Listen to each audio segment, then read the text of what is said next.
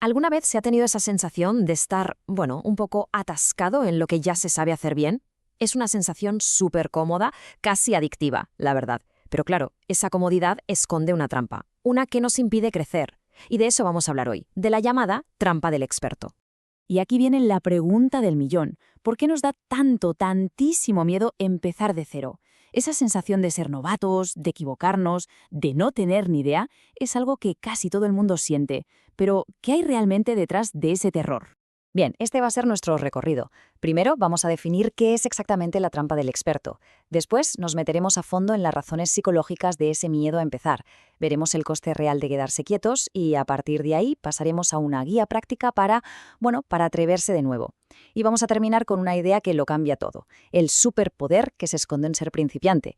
Venga, empezamos. Sección 1. La trampa del experto. Para entender cómo salir de ella, lo primero es saber qué es. ¿De qué hablamos exactamente cuando decimos trampa? Y aquí está la clave de todo. Ojo, la trampa del experto no va de no tener éxito, para nada. Va de algo mucho más sutil. Es ese momento en el que nos acomodamos tanto en lo que ya dominamos que perdemos la habilidad y, sobre todo, perdemos las ganas de aprender algo desde el principio. Es un bloqueo más mental que otra cosa. Vamos con la segunda parte. ¿Por qué tememos empezar? A ver si en el fondo sabemos que es una trampa, ¿por qué caemos todos en ella? Vamos a analizar qué pasa por nuestra cabeza. Bueno, el primer gran obstáculo es el miedo a perder el estatus. Fijaos en esta comparativa, es que es clarísima. Cuando somos expertos tenemos seguridad, tenemos un estatus, controlamos la situación. Pero, ¿y al ser principiantes? Nos enfrentamos a la incertidumbre, a cometer errores todo el rato, a sentirnos vulnerables. Nuestro ego ve este cambio como una amenaza directa, un ataque a nuestra imagen. Y esta cita lo clava. Es que no es el error en sí lo que nos da pánico, es la idea de que ese error haga que los demás nos valoren menos. Preferimos no coger una guitarra en la vida antes de que alguien nos oiga una nota mal dada. Es pura imagen. Y luego está la segunda barrera, que podríamos llamar el síndrome del todo o nada. Ya sabes, esa vocecita interior que te dice, mira, si no vas a ser el mejor, ni te molestes en empezar. Una mentalidad que nos limita una barbaridad. Y claro, pensar así tiene consecuencias devastadoras para nuestra curiosidad. La presión por monetizarlo todo o por ser productivo con cada minuto nos roba el placer de aprender por el simple hecho de aprender. Se nos olvida cómo hacer algo solo por diversión. Nos quitamos a nosotros mismos el permiso para ser malos al principio y simplemente disfrutar del camino.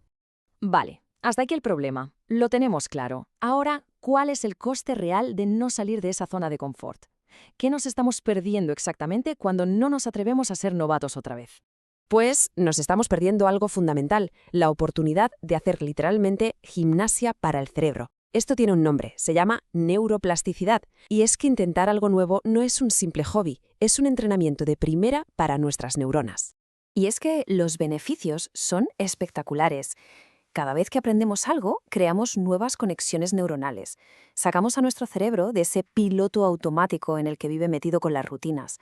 Esto nos mantiene la mente más joven, más ágil, más creativa y para mí lo más importante, mantiene viva esa capacidad de asombrarnos que se suele perder con los años.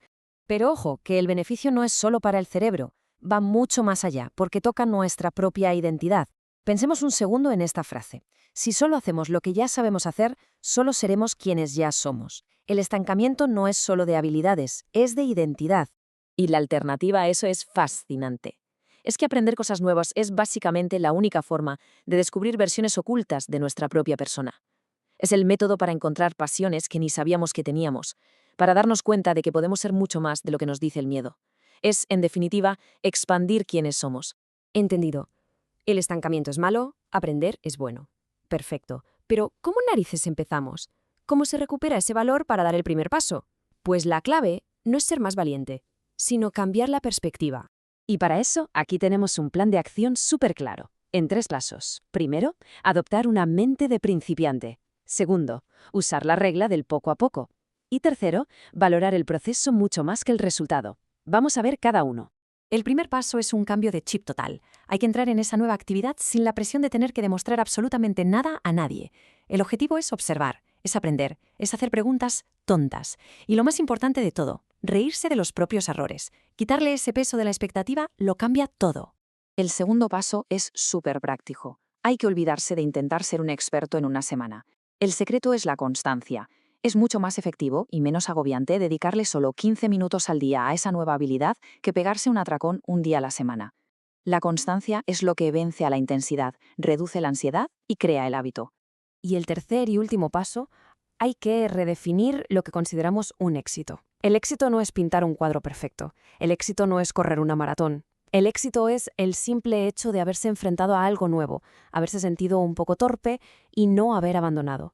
El auténtico valor está en el intento, no en el resultado. Y con todo esto llegamos a la gran conclusión, que es un cambio de perspectiva radical sobre lo que significa ser un novato. Esta es la idea central con la que nos tenemos que quedar. Esa vulnerabilidad, eso que tanto nos asusta al principio, es en realidad una fuente de libertad. Es el superpoder de aprender sin presión, de descubrir por descubrir, de crecer sin las cadenas de una reputación que proteger.